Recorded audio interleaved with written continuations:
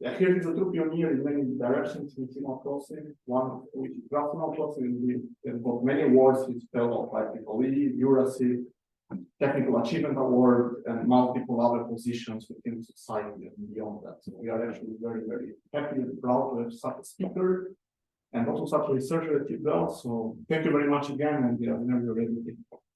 Okay, thanks, Alvin. Now the pressure is on. Okay, so the idea is to kind of give an introduction today of the field of graph signal processing. A bit detailed maybe on some of the mathematical issues, but then I will not elaborate too much on the further results. And then I will also talk a little bit about how we do research in this field in our group, the signal processing system group.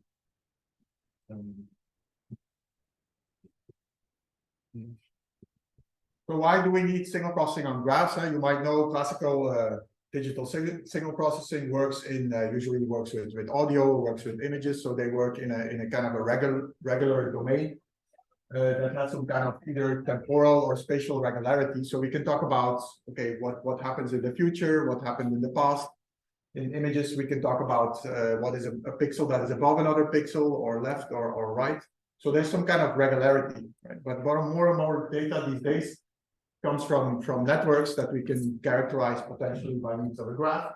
And so they are very irregular structure. Right? You can think about the road networks where the edges are the roads and the nodes are the junctions. So if you have data on these networks, yeah, there is no, I mean, you can view this as spatial domain, but you can also view this as a graph domain, and then it becomes very irregular.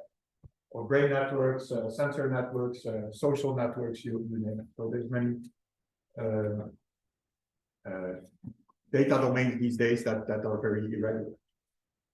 And then on top of that, you have data right on top of these nodes, and those can or they can be seen as graph signals.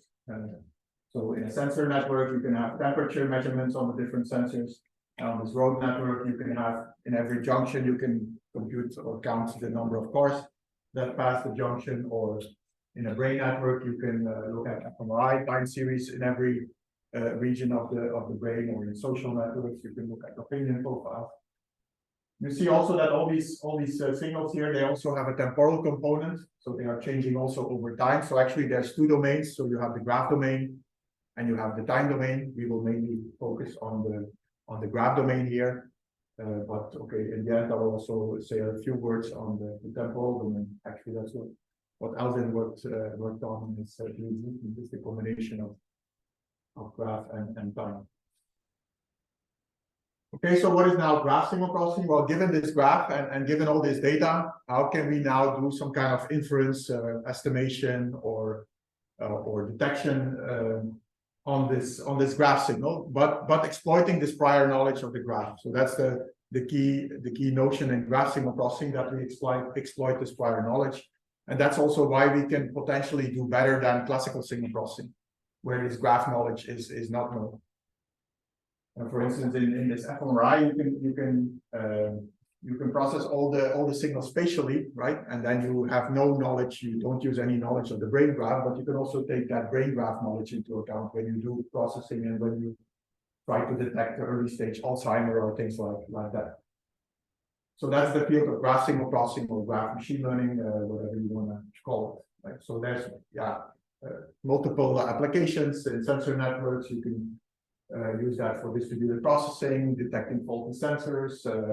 In road networks, you can do that. You can use that for predicting traffic, recommending routes, and so on.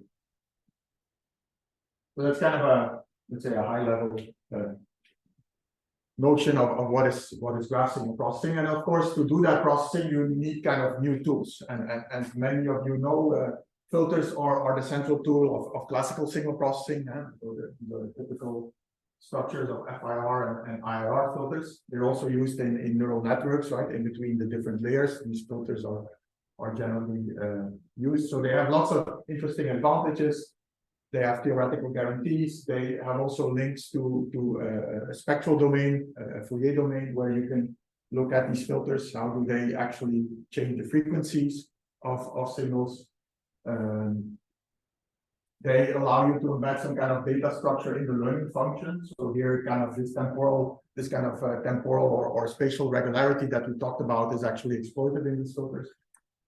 Also, the number of parameters that these filters have is generally small. So if you plug them into neural networks, so you have a small number of parameters to learn, and it allows you to efficiently also implement the layers of a neural network, because they can be implemented by simple filters. So the main goal of this talk is how we can extend these filters to data that lives on top of networks. So can we extend these structures to the graph domain, right? And how do we do that? Once we have that, we can also extend the neural networks and so on to the graph domain. Right, so that's kind of a bit of overview. So I will introduce more rigorously what are graph signals. We already kind of saw this a little bit. Also, then we have to introduce kind of the Fourier domain for graphs before we can actually talk about filters. So I will talk about signal variability and the graph Fourier transform, and then say a few words about graph filters, and then go to the GSP research that we do in our group. Okay, so what is a graph? So a graph is a set of nodes, a set of edges. So V and E, and we can characterize this by means of an adjacency matrix or a Laplacian adjacency matrix, and you might know. So these are just you just plug in the different weights of the edges in your A matrix. So the weights here are indicated by the thickness of the lines, and they can be directed or undirected, so whether you have an arrow there or not. So if they're undirected, then this adjacency matrix is a symmetric matrix, otherwise it's not. We generally don't consider self-loops, so also the diagonal elements of A or 0. You can then also define a Laplacian matrix, which is the degree matrix minus the adjacency matrix. So this degree matrix is diagonal matrix, with on the diagonal elements you have the degree of every node. Of course, in a directed graph, it's a bit hard to define this Laplacian matrix. So usually we will use the Laplacian for undirected graph, and then the adjacency matrix for a directed graph. And then you can also define the neighborhood of a node, which is usually the number of nodes that point towards that node, if it's directed. If it's undirected, it's just the number of nodes that are connected to that node. So this is just a little bit of notation and conventions. And then, like I said, on top of these nodes, we have then our graph signal. In the previous applications that I showed you, you had all kind of time series on every node. Here we consider one scalar value per node because we want to focus on the graph domain, not so much the time domain. So we have scalar xi on node I, and this is indicated here by these vertical bars, right? They can be positive or negative. And you can stack that all in a vector, and then you have, this is what we then call the graph signal. And the ordering is not so important, as long as the ordering of the nodes here is the same as the ordering that you use in your adjacency matrix or your Laplacian matrix. By the way, feel free to interrupt me if something is not clear, maybe, otherwise you're lost for the rest of the talk. So.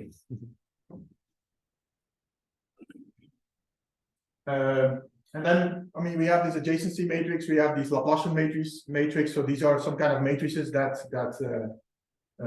capture the graph structure, but we can think of many other matrices, and we don't want to make a specific choice, so we just use the graph shift operator here, the symbol S, for any matrix that captures this graph structure, and it just is generally a sparse matrix that has non-zero values whenever you have an edge or whenever you are on the diagonal potential, right? So it can be the adjacency matrix, it can be the Laplacian, but it can also be normalized versions thereof. For instance, the normalized adjacency matrix is we use the definition here that is divided by the absolute value of lambda max, which is the eigenvalue with the maximum absolute value. And there's also definitions of normalized Laplacian, a random walk Laplacian, and so on. So all these matrices kind of characterize the graph. But we don't want to make a particular choice, so we just give the theory for any of these matrices, and we use S then as the graph shift operator that characterizes this. And with this S, we can then kind of define what we call graph shifting. So this S is actually the dual of what the delay is in the time domain, right? And so in the time domain, we have a shift, which is called a delay as well, right? Here we will also introduce a shift, and that is the product of the graph signal with this matrix S. So this is what we will call a graph shift. So in time domain, S will just be a delay matrix, right? So like an identity where you shift the diagonal entries with one, you shift with one value. So it's also called signal diffusion or signal shifting. So this will play the role of the delay in the graph domain. And what does this mean? For instance, if we apply such a signal shifting, graph signal shifting in for undirected graphs, as I told you there, we will generally use the Laplacian as the shift operator, and suppose that the signal is all ones. So red lines are all ones, and this is, for instance, your graph. These numbers here are the weights of the edges. So if we apply then this kind of graph shift operator here, so we multiply the Laplacian with x. If you work this out, you see actually that we're not really diffusing the signal itself, but you diffuse kind of differences of the signal over the edges, right? So you see that if we have a big difference here and it's multiplied with an edge weight for between nodes I and j, then we get a large value on the ith node. So it's actually diffusing not the signal itself, but kind of the difference. So that happens when you do a graph shift with the Laplacian. And for instance, if you in this case, so this is an undirected graph. So if we look at what happens to node 2, so it will kind of combine we'll look at the difference between the signal of node 1 and 2, 5 and 2, and 3 and 2, and it will combine that information. Of course, all the differences here are 0, so the new result is 0. That's also because the L1 vector is kind of an eigenvector of the Laplacian with eigenvalue 0. So that's why the result will be 0 actually for all the nodes. For a directed graph, we will do the adjacency matrix. If we do the shifting there of the L1 signal, we see that we actually shift the signal, right, and not the difference of the signal. So the interpretation of what you use for S in the signal shifting is kind of different depending on what kind of graph shift operator you use, right? But okay, we can kind of generally use this this formula for graph shifting, but the meaning could be potentially different. So here, for instance, if we look at what happens to node 2, so there's actually only one neighbor, that's 1, because there's only one guy that is pointing towards 2, and the weight is 0.2. So then the new signal value of the shifting will be 0.2 for node 2. So it's different in the two cases.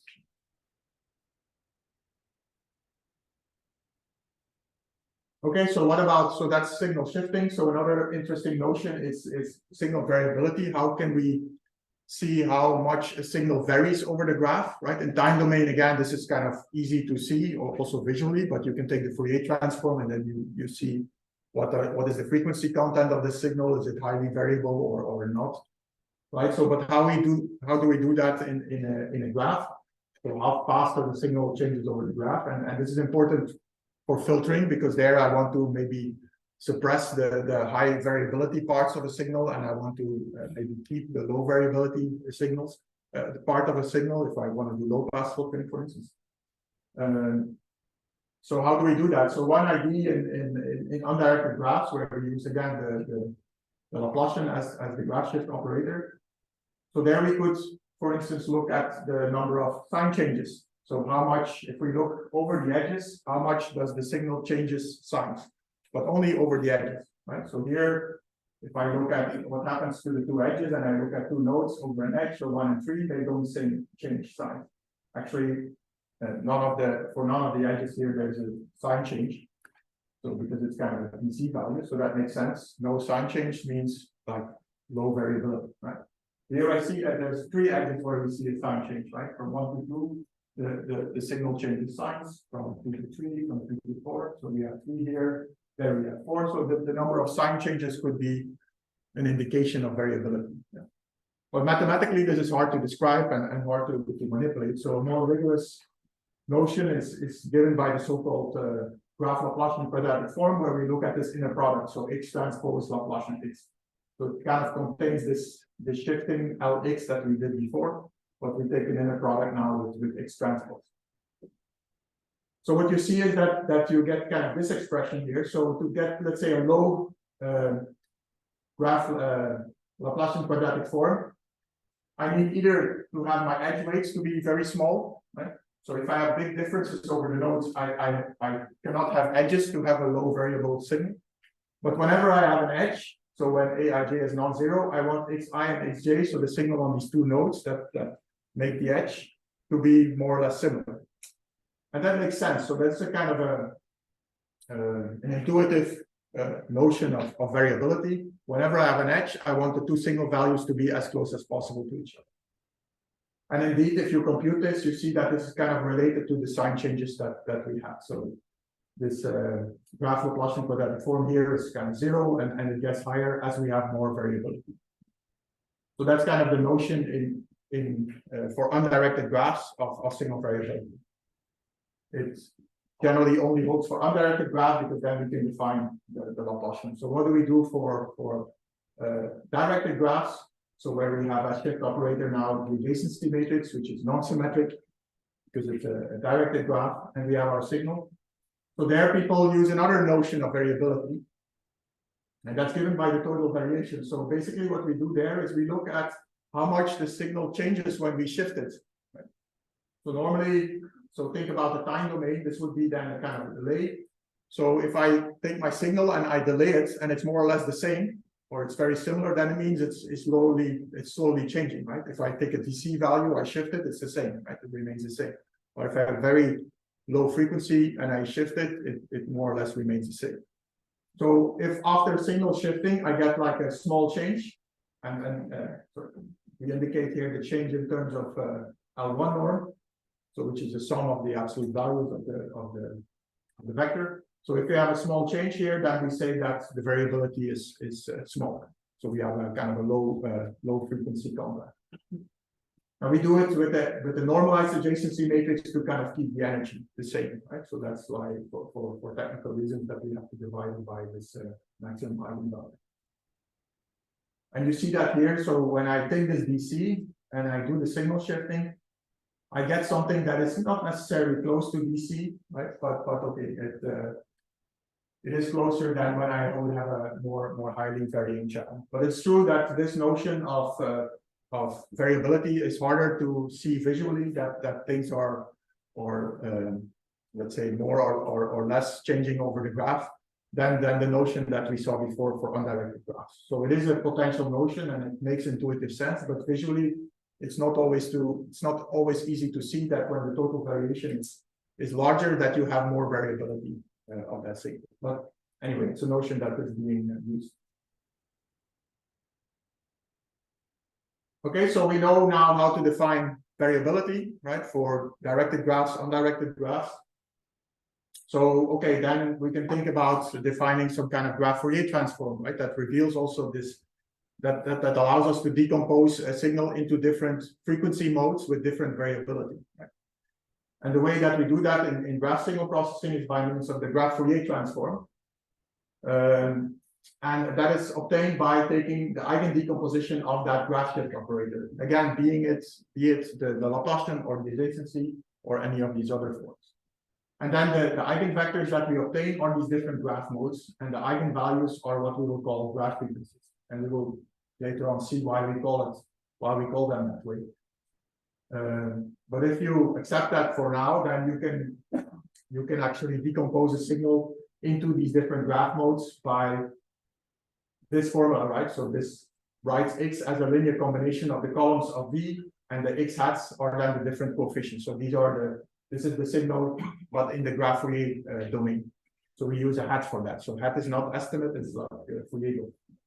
And of course, here this formula allows me then to compute the Fourier domain representation of the signal x. So the V inverse is like the graph Fourier transform.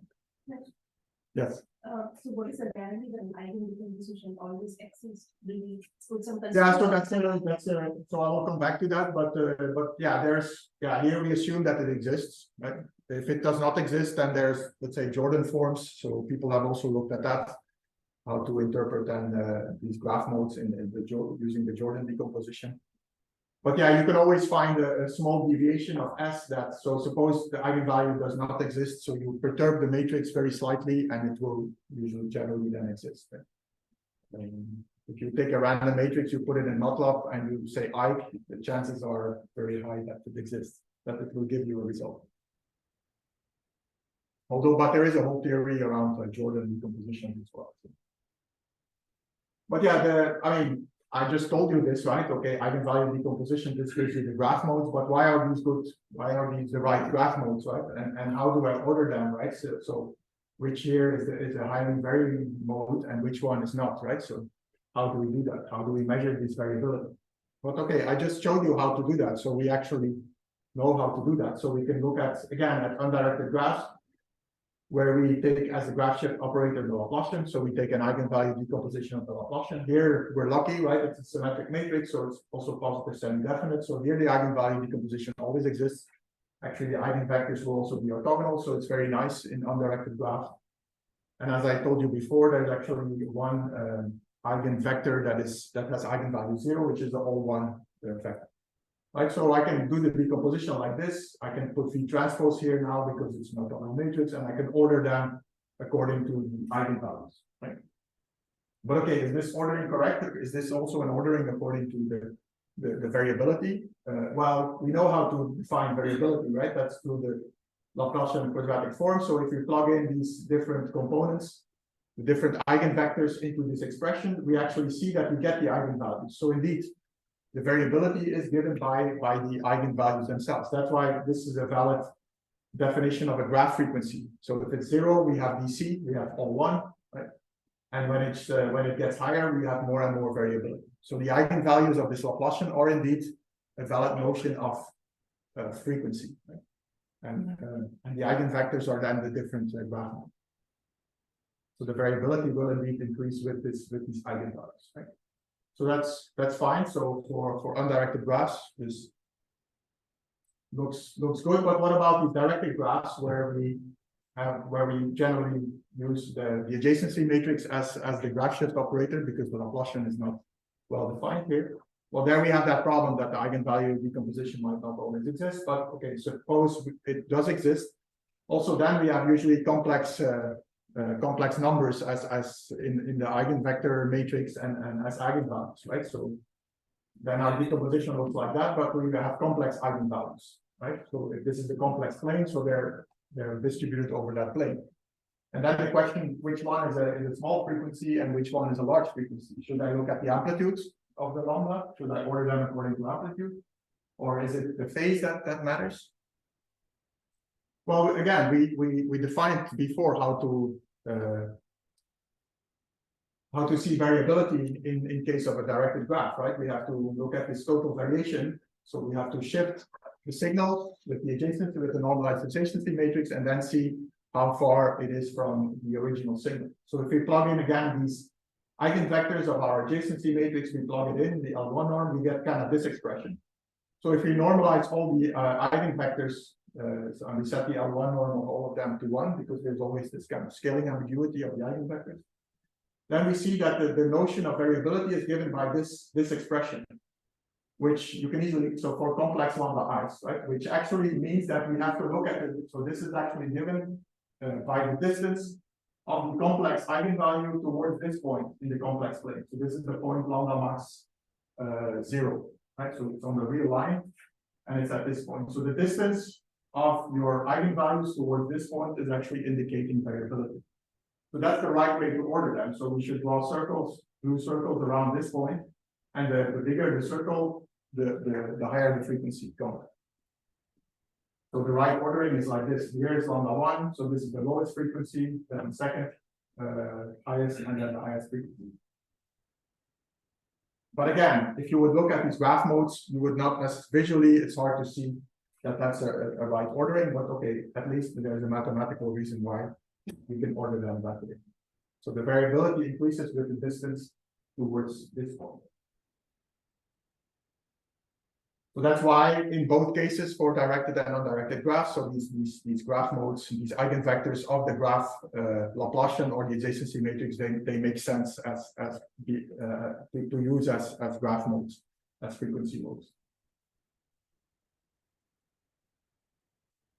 What about time domain? Well, we can actually also view time domain as a special case of a graph. Actually, I could look at time domain as like a cycle graph, right? Where time index 1 points at time index 2 and so on. So it's actually, let's say, a periodic time that we consider here. And if we look at so it's a directed graph, so I have to look at the adjacency matrix. So the adjacency matrix is like a delay, like I said before. So signal shifting is nothing else than delay. And then I said that the theory, the graph signal processing theory to define the graph Fourier transform says that I have to look at the eigenvalue decomposition of this matrix. But it's a circular matrix, and any circular matrix has as eigen vectors the complex exponentials. So we actually get the DFT matrix back as our graph Fourier transform. So the V and the V inverse is actually, here we have the DFT, and here we have the inverse DFT. So this is the inverse DFT, the V. And so our graph modes are indeed these complex exponentials, which we indeed know from our digital signal processing class. And the frequencies are actually also here, these different exponentials. So they're on the unit circle and equally distributed. And that's also what we kind of know as the frequencies in our traditional signal process. So it makes sense. So if we view time domain as a cycle graph, then as a directed cycle, then indeed we get our classical DFT back and our classical frequency grid. And here you now also see that the distance towards this guy is indeed what is indeed a good measure of frequency, right? Because VC itself is here, that's lambda 1, and then lambda 2 and lambda 5. They are the closest to lambda 1, so indeed they are the lowest frequencies, and then lambda 3 and lambda 4 are the highest frequency. So the notion we used before as the distance towards this point is indeed a good measure for signal variability. So bottom line is that, okay, time domain can be viewed as a special case of the graph domain. Actually, any circular graph that you can think of, whether it's directed or non-directed, whenever the adjacency matrix or the Laplacian is a circular matrix, it can be diagonalized by the DFT. So then we obtain the DFT as our graph Fourier transform. So actually all these guys are good representations for time domain. We just get a different frequency grid. That's kind of different. Okay, and once we have a notion of frequency domain, we can think of filtering, right? We can kind of suppress certain frequency components and magnify others. Here, for instance, I can, right? So, and how do we do that? By element-wise product in the Fourier domain. So I can go to the graph Fourier domain. So I can go to the X hats, and then I have one frequency component for every frequency, and I can just multiply it with some kind of frequency response at that frequency to obtain my new signal. So I can remove certain noise values and so on. So the same as what we do in classical signal. So in vector matrix vector form, we just multiply our graph Fourier domain signal with a diagonal matrix. And on the diagonal, we have the frequency response of our filter. So what it means in the node domain and the vertex domain, well, it means that we go from our signal, we go to the Fourier domain, we have a multiplication with the diagonal matrix, and we go back. So the filter in that domain, in the node domain, is nothing else than a matrix vector multiplication. So the filter is a matrix, but it's a special matrix. It's a matrix that can be expressed like this, as the graph Fourier transform, or the inverse graph Fourier transform, a diagonal matrix, and then the graph Fourier transform. So H is a matrix that is diagonalizable with the graph Fourier transform, which is equivalent to saying that it can be, it commutes actually with the shift operator. So whether I first do a shift and then filter, or the other way around, is the same. And we also know that from our classical signal processing theory, right, where we talk about time invariant filters. So there also, whether I do a delay or a filtering, or the other way around, it's the same. So this is, let's say, an extension of time invariant filters, but to the graph domain. So they're called shift invariant graph filters. And so they commute with the shift operator, or they are diagonalizable with the graph Fourier transform.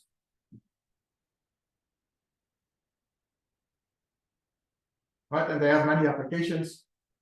You can use them for interpolation. So suppose in the sensor networks, you have some faulty sensors.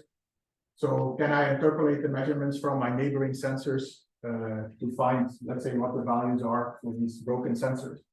And I can use graph filters for that. So they will do that kind of automatically. you could use the same trick in semi-supervised learning where you want to interpolate the label information. You can use it also for the denoising. So in the community graph, so you have different communities which have, let's say, noisy observations. And I want to do some smoothing, but I don't want to do only smoothing within the community. So the parts that are highly connected there, I want to do some smoothing. I don't want to smooth over the communities. I don't want my red color to leak into the blue color here. Right? And that's exactly what graph filters do. They only smoothen over the edges. They don't smooth two nodes that are not connected by an edge. So I can do smoothing, but in a more irregular fashion, right? And how I do smoothing is kind of guided by the graph itself. I can use it also for distributed optimization, where every node is connected to some kind of objective function in the variable x, and I want to minimize the sum of these. I will come back to that in a minute. Or in deep learning, as I said, so the different layers of a neural network can be composed of graph filters. So that's how I can extend my, let's say, linear graph filters to non-linear graph filters. So that's also what the group of Alvin is working on. Okay, so maybe very quickly about how to design these filters. So we generally design them in the Fourier domain. So consider here undirected graphs. So then we can talk in the real valued numbers and real values, eigenvalues. So these, I remember, these were the low frequencies, the high frequencies. So if I want to design a low pass filter in black here, there's two ways. Either I know the graph and I know the graph frequencies. So that's the red scenario. I have, for instance, a 6-node graph, so 6 graph frequencies.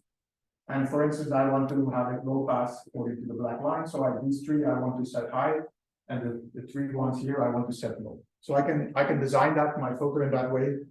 I can do it even exactly. I can do a perfect fit. But I can also design filters when I even don't know the graph. So then I design like a blue filter. So I design the filter over all possible lambdas, and I make sure that whatever the lambdas are, that at this side I have high values, high filter values, and here I have low filter coefficients. So that's also a design that's possible. I'm not going to go into details, but I can design filters without knowing the graph. That's kind of the main message. How to implement these filters? So we know from our classical signal processing that often we can implement filters in the Fourier domain. We take a fast Fourier transform, we do an element-wise product, and we go back. Here the problem is that we don't necessarily have a fast implementation of the graph Fourier transform. So going to the Fourier domain and then doing diagonal multiplication and then go back might still be very complex. So we often do actually the implementation still in the vertex domain, but we do it in a parameterized way. So because otherwise it's still like a matrix vector product, and if I have a graph of thousands and thousands of nodes, then I still have like a very huge complexity here of multiplying H with X. So we generally think of parameterized versions of H that are still eligible filters. So in the sense that they are still diagonalizable by the graph Fourier transform. And eligible filters are, for instance, polynomial functions in S or rational polynomial functions in S. Of course, you also want the parameterization to be the implementation to be efficient. I'm not going to go into details, but actually these two functions, they allow for efficient implementation. They even allow for distributed implementation. So by just talking to my neighbors, I can actually implement the outcome of the filters. So that's the nice thing about these graph filters, or about these parameterizations, let's say, that they allow for very efficient matrix vector products. So the complexity will not be quadratic in the number of nodes like it normally is with a matrix vector product. It will be much lower. And it allows for distributed implementation. So I think that's so then I'm going to skip the details of let's say these how these functions look like and so on. So the polynomial is of course this expression. So that gives you like, this is like say let's say an extension of a finite impulse response, but in the graph domain. If S would be just a delay, then you get your classical FIR filter, right? But like I said here, the delay will be a graph shift. And then the frequency response is just a polynomial in the graph frequencies. And it has certain properties. But okay, so yeah, like I said, so here you have the classical one, here you have the graph one. Just the delays replaced by shifts. Right? So it's kind of an extension of the convolution also from the time domain to the graph domain, if you want. The important parameter, the important properties are like mostly, like I said, efficient and distributed implementation. I'm not going to go into details, but the problem of the FIR filter, like in the classical signal processing, is that for high filter orders, it's hard to design. It leads to kind of ill conditioning. That's why you can also think of kind of autoregressive moving average type of filters, where we have a ratio of 2 polynomials. And you get also, right, so again, if you replace the S by the Leus, you get your classical ARMA filter type. And okay, in the structure, the same thing. The only problem is that this feedback in time is easy to implement so the autoregressive part in time domain filters is easy to implement because here we work on the full vector. It's harder to do that feedback. You cannot do that feedback recursively. So that makes it a bit more difficult to implement an ARMA filter in graph domain, but they are efficient and distributed implementations. I'm gonna skip that. Okay, then maybe quickly some of the topics that we worked on in our group. So one of them is indeed a combination of time and graph. So because most signals that we see on nodes of a graph are changing over time. So how do we combine the two domains? Because this has applications you want to maybe do some forecasting of these signals over the graph or interpolate them and so on. So how do we do that joint graph time process? There's basically two main streams of doing that. One is kind of a graph recursive model. So you use an autoregressive model in time. So I express my current signal over my current graph signal as a linear combination of my past graph signal, so xt minus 1 up to xt minus p. And I multiply that with matrix coefficients normally, right? So that's the vector autoregressive model. But now we replace these matrix coefficients by graph focus over the graph domain. So we have a time domain notion, right, which is the autoregressive part, and then we have a graph domain notion, which is using the filtering. So which means that I take my time signal at my graph signal at time instant t minus 1, I filter it by graph filter, and I do that for all the past signals, and then I combine them, and that's my new that's how I express my new graph signal. Or another way to do it is by product graphs. So I can also, as we saw, the time domain can also be viewed as a graph. So I have my original graph, I have the time domain, and I can combine the two in a so-called product graph and interpret that as a bigger graph. So I now have a bigger graph that includes the time domain as well as my original graph. So I can design graph filters as I did before over that bigger graph, right, and process the whole thing. So that's another approach. And there's connections between the two approaches, but again, I'm going to skip that. Maybe in view of time, I'm also going to skip this distributed optimization. But again, in general, distributed optimization, if you look at for those of you that know, the way this is done is by exchanging information between nodes, and gradually every node will find an update of X and talks to its neighbors, and it updates it again. But that's exactly what graph filters are also doing. So I can actually interpret distributed optimization algorithms as running graph filters on this communication network. And that allows you often for better results than the original distributed optimization algorithm, because we can exploit the knowledge of the graph structure in our graph filters, which distributed optimization algorithms don't do. So it's a plus, but it's also a drawback because I have to know the graph. So in short, so I'm going to skip that. Okay, some other activities that we do in our group are related also to topology identification. So up to this point, I always assume that the graph is known and that we process the data on the graph. But in some scenarios, I might also not know the graph, and then I want to estimate the graph from the data. So that's also can also be done with graph signal processing tools. Although the topic is much older, but you can use graph signal processing to do that. Potentially also the graph is changing over time. So how do you track the changes on the graph? Alberto will say a few words on that. We're also working on higher order graphs. So what if we have graphs that don't only connect two nodes? So we don't only have pairwise interactions, but we have interactions between 3 nodes or 4 nodes. So how do we process signals on those type of graphs? And then more classically, traditionally, our group is actually known for array processing for all kinds of applications, from ultrasound over radar to wireless. So we have multiple observations of something, and we want to figure out the best possible way to combine things. And we look at array design, compressor sensing, direction of arrival estimation, and so on. Okay, so let me conclude here. So thanks for your attention.